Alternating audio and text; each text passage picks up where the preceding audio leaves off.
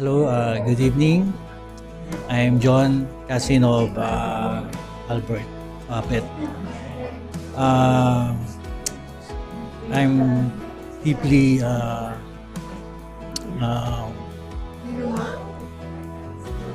sad because na nawalan kami ng isang cousin na close din sa aking heart.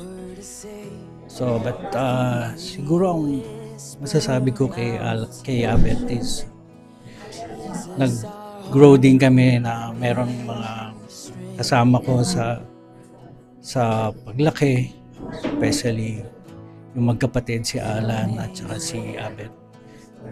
Isang na may share ko siguro dahil during elementary days, naging marami kaming mga moments na magkakasama.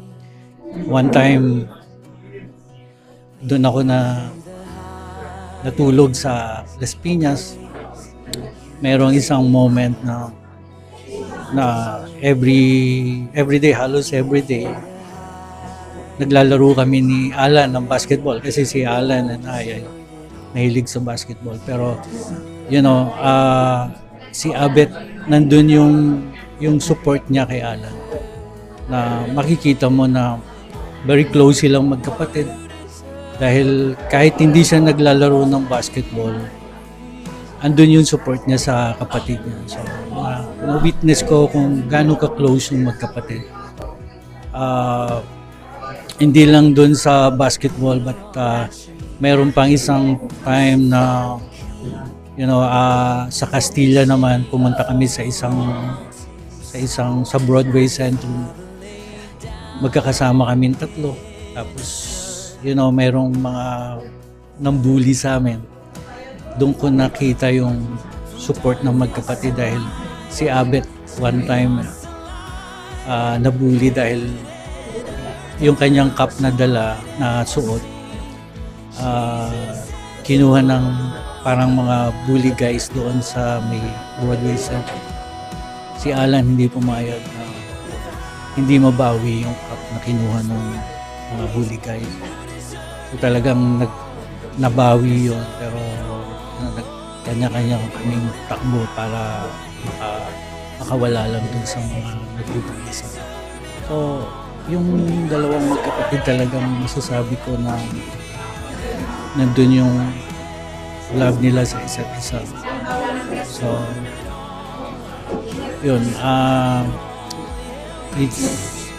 Si Abet will be missed deeply dahil marami rin kaming mga pinagsamahan sa mga cousins, especially every end of the year Christmas magkakasama, may family gathering. So yun, namimiss namin si Abet. At we know na kasama niya na si God sa kabilang buhay. So we're not really sad, but we're happy for Abet dahil andun na siya, kasama niya na ang ating Panginoon. Yan lang. And thank you. I thank God for your life, Abet.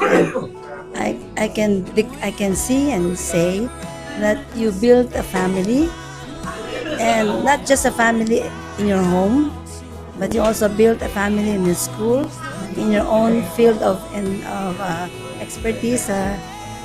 You built a family out of your selfless love. Kaya mahal na mahal ka ng maraming tao, hindi lang ng pamilya mo, at pati na rin ng mga taong na-touch mo ang mga buhay nila. So I thank God for your life. Sana dumami pang katulad mo sa Carbonel. At higit sa lahat, I know that the Lord is with you, so we do not have to worry. And you don't have to worry for us too, because the Lord is with us also. Thank you, and we love you, Abet. That's from your Tita Eddie. Hi, Kuya Abed. I miss you. Thank you for taking care of my teeth before I went to Bangkok. Naalala ko, you're the most dentist na na I can say whatever I feel talaga. Hindi ko na-feel na takot ako sa dentist kasi ikaw nakikinig ka talaga na mabuti and you know exactly how I feel. So, talaga naalagaan mo ko. So, thank you very much. And mamimiss ko na yung every birthday ko sa Facebook. So, parang ang bilis mo ma-update agad na birthday ko. Kaya number 1 ka lagi.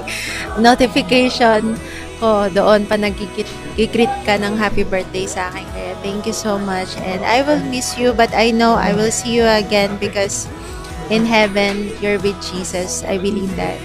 I love you, Kuya Apes. Thank you, Tito Albert, for being such a good brother to my mom, good friend to everyone around you, and for being such a good uncle to me and my siblings. Thank you for making us feel na we're always welcome in your home, and for treating us like your children, like your own. I know you're very happy up there in heaven, and I can't wait to see you soon, but not so soon. Thank you for everything. We love you. I'm very thankful for my Tita Abet because never siya nagreklamo kahit ang dami kong pa-request sa ipin ko. And di ko din ma-imagine na may iba pang dentist na nagagalaw ng ipin ko kasi ever since I was born, actually, siya lang yung naging dentist ko. Like, talaga. Kaya di ko din ma-imagine na makapupunta pa ako sa ibang dentist. He's my favorite dentist. Tapos, ayun, I'm really thankful din na lagi niya kami ini-invite din sa bahay niya kasi his house is just near lang namin. And lagi niya kami binibigyan ng pagkain. And lagi mo, I remember din nung mga bata pa kami, lagi din kami nagsisig-over sa bahay nila Alex. And lagi din niya kami pinapakain and nilalabas din kasama sila. Silang family, pinapakain yun lang kami magkakapatid. Kasi wala gusto din namin kasama si Isaac. So, really thankful for Tito Abet, and I know things will not be the same again, but I know naman na he's in a better place now. We love you, Tito Abet. Hi, Beth. Aga mo nang iwan eh. Pero, I'm both happy and sad. Happy kasi you're in a better place now and no more pain. Sad kasi kulang na kami sa all-in. Wala nang tatanggap ng piso-piso ko. Pero I thank God na nakilala kita at kasama. Ayan na. Tama na. Love you and I will miss you. Dami ko ng lashes na lagas sa'yo. Tama na. Ay, Ninong, kwento ko lang, pinaka-core memory ko kay Ninong. Yearly mo hinihingi yung Gcash ko. Ikaw unang-unang hihingi ng Gcash ko pag birthday ko. And for 10 years, hindi mo pa rin sinisave yung number ko. Pero, I'm so glad na ikaw yung naging Ninong ko and I'll miss you very much. Thank you. I love you. Hello, Kuya. Sa mga panahon na to, for sure, nasa heaven ka na, masaya ka na dyan. Gusto ko lang magpasalamat sa lahat ng natulong mo sa amin, sa akin, kay Josh. And lalo-lalo na si Buddy, alam ko, favorite ko si Buddy. Tawag nga ni Buddy sa'yo, Ninong, kahit si Jan naman yung Ninong.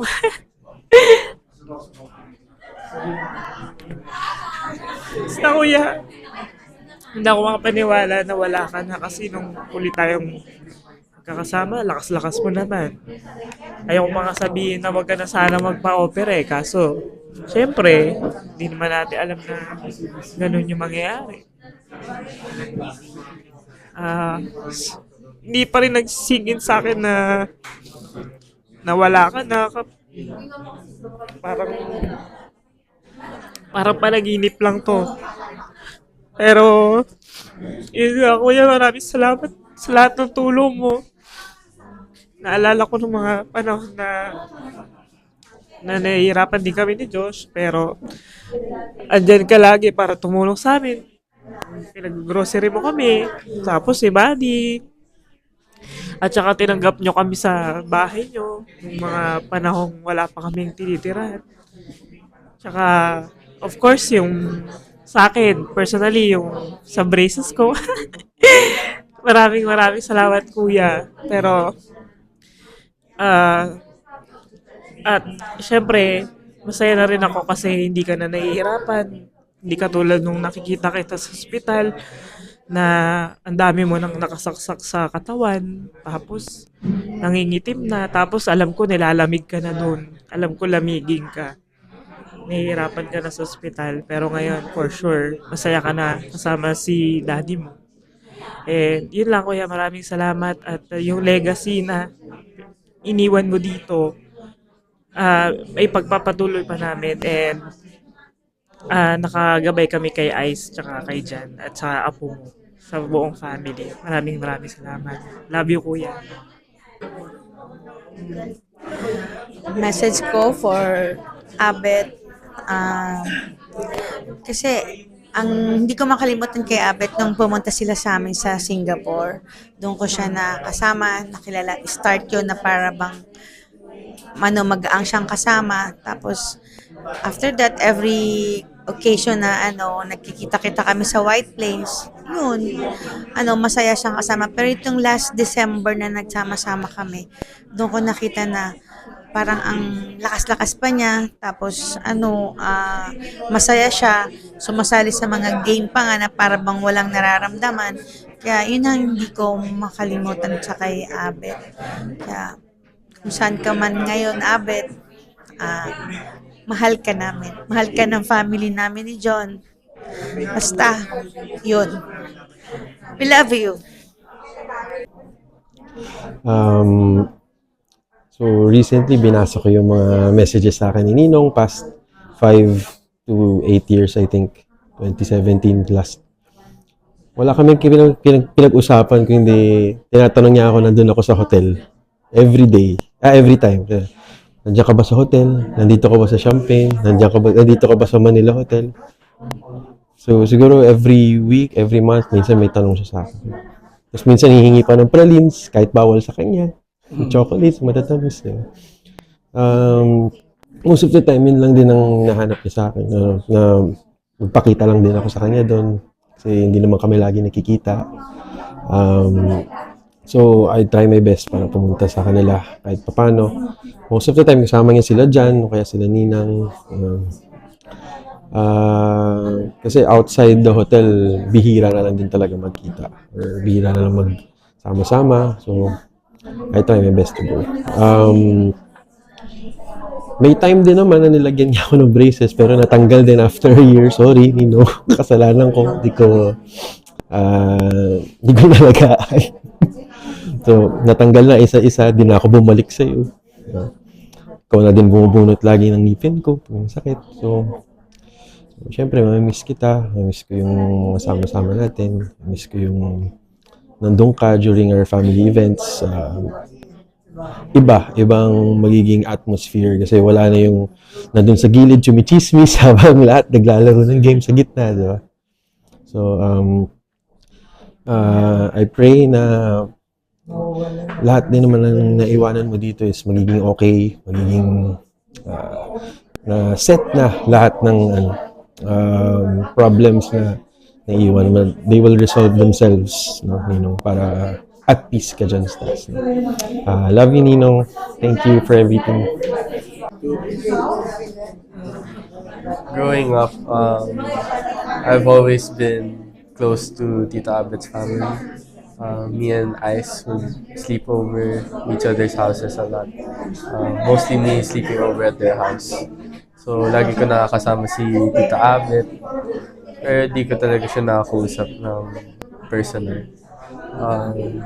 Siguro, nung entering first year college ako, wala pa akong course nung enrollment. And din yung time na nagkasakit na siya. So, kinakausap niya ako regarding dentistry, yung clinic niya, sinasanay pamana, and clinical instructor siya sa CE Makati. So, plano niya sana siya yung mag-aalaga sa akin dun. So, dun ako nag-enroll sa CU Makati. From that point until before his passing, yung future ko, na-imagine ko, nandun si Tito Abet palagi. So, na-imagine ko siya nag-guide sa akin. Na-imagine ko, yun, pag nag-graduate ako, kasama ko si Tito Abet, nandun siya. Na-appreciate ko lang yung conversations na we had. Even when I entered college, when I had questions about my course and my future, siya lagi yung tinatanungan ko tuwing may family reunion or pupunta kami sa bahay niya. So it was really shocking for me when I heard. Still processing. Tatapos ako sa dentistry for Tita Abet.